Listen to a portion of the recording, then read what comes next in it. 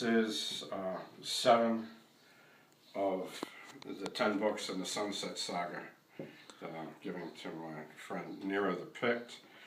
And to go over, the overview is it's about the prospect of people in the future trying to recover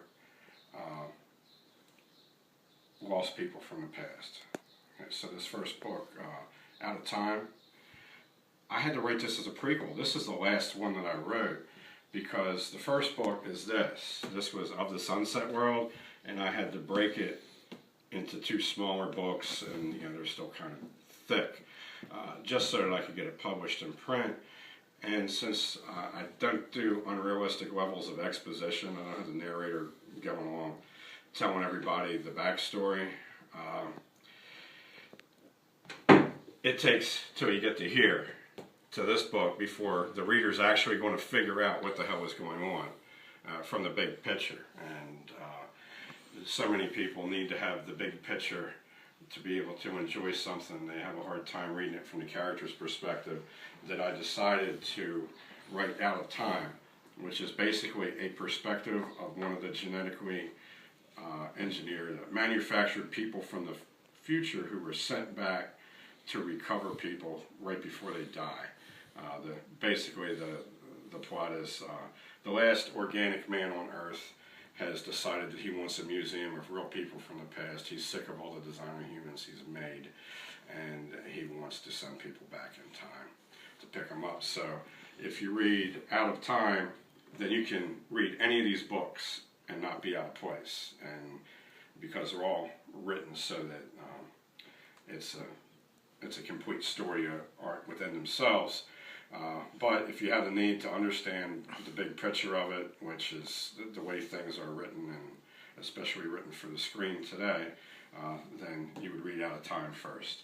And then that lets you know from an insider's perspective what's going on. Even though it's still obliquely covered. It's still not deliberate exposition. The character never stops and looks at the reader and explains to him what's going on.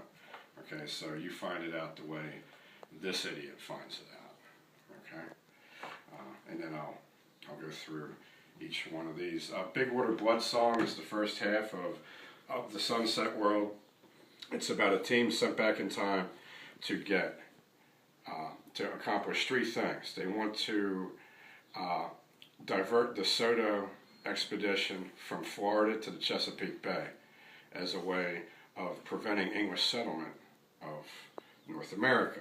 It's a way to try to save the Indians from the English, okay? And it gets messy in a lot of different ways. The other 2 things, their real mission is to get Hiawatha and the Lady of Cathocheki, who was a woman who was kidnapped by Soto and escaped. And according to all the Spaniards, she's the most beautiful woman they'd ever run into.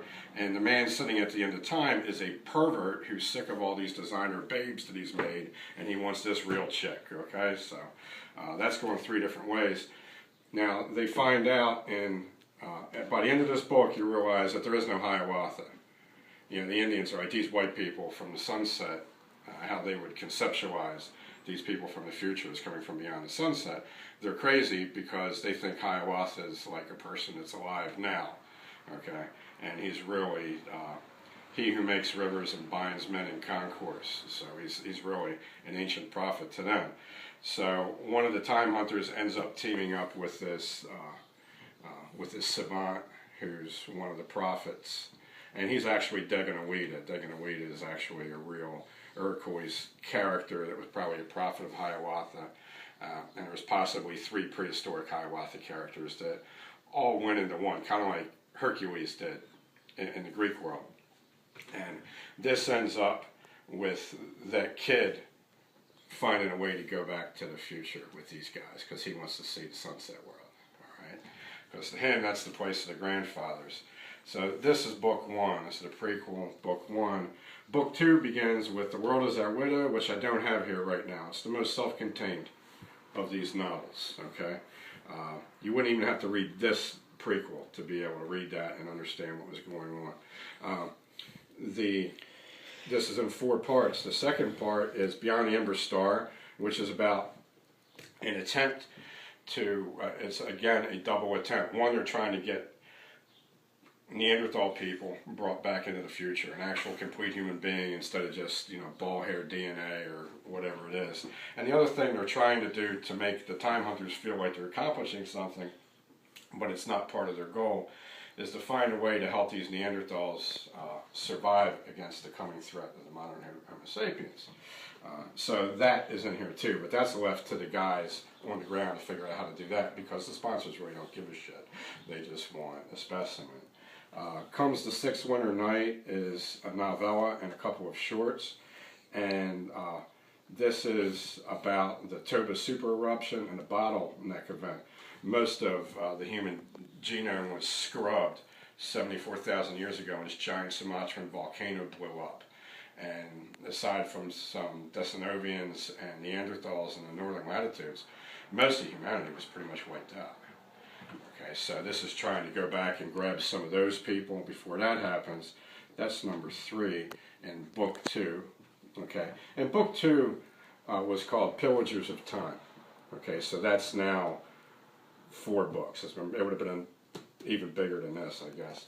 The Thunder Boys, my favorite book. It's about when the kid that goes to the future to learn about these wonderful sunset people and discover all these great things, finds out that they're mostly involved in taking poison so that they don't have dreams, and frying flying animals in the body fat of 4-legged animals. Okay, so he's pretty horrified about that, and he decides that he's going to steal one of the time machines. And he talks some of the lower level people in the operation into helping him. Okay, so that's Thunder Boy. That's probably my favorite story. Behind the Sunset Veil is about getting Aristotle. It's pretty certain Aristotle was either poisoned by family or convinced to commit suicide by the threat of the Athenians after Alexander the Great died. So this is about a team going back to retrieve Aristotle right before he dies an unnatural death. So you get a guy with a full mental capacity.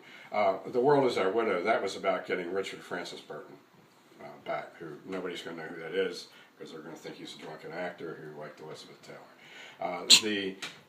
The book after Behind the Sunset Veil is published by my niece Jamie. It's called Den of the Ender, and it's about the little Indian kid that stole the time machine. He wants to take it into the future to try to find out who it is. It's because he understands that now sunsets in different layers. There's near sunset, and there's further sunset, and there's further sunset. He wants to find out where the mastermind is behind this whole thing. And the other book that's published is probably the best one, even though my favorite is Thunder Boy, probably just because there's a crackhead that used to work for me. Okay, I made him into a squirrel to talk to this kid. That's probably why Thunder Boy is my favorite novel. But God's Picture Maker is the Leonardo event. It's about going back to get Leonardo. And the next to the last book I've been working on for 8 years. Part of it's out in the Stride the Chariot of Night. It's called 7 Moons Deep, and it basically ties the whole alternate, plantation era North America together. And this is actually how I started getting into doing all the plantation America history, was researching a set of novels. And the last one that I'm going to write, I haven't started yet, is titled White Sky Canoe. I wrote that in my head when I was writing the first book.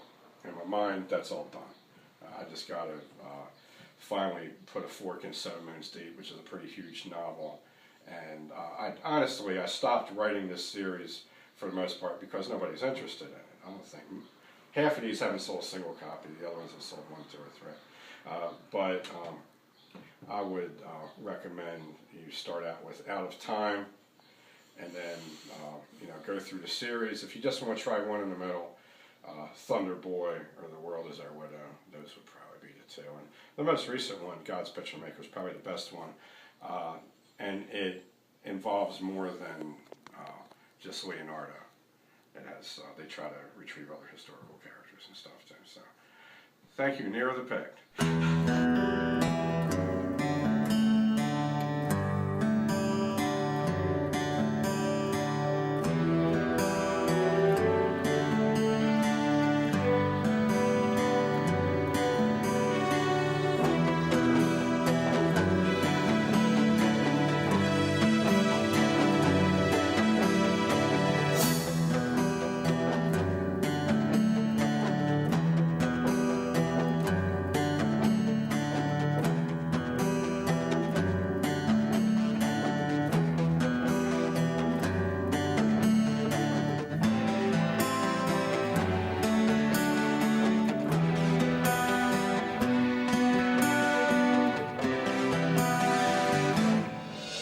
Bye.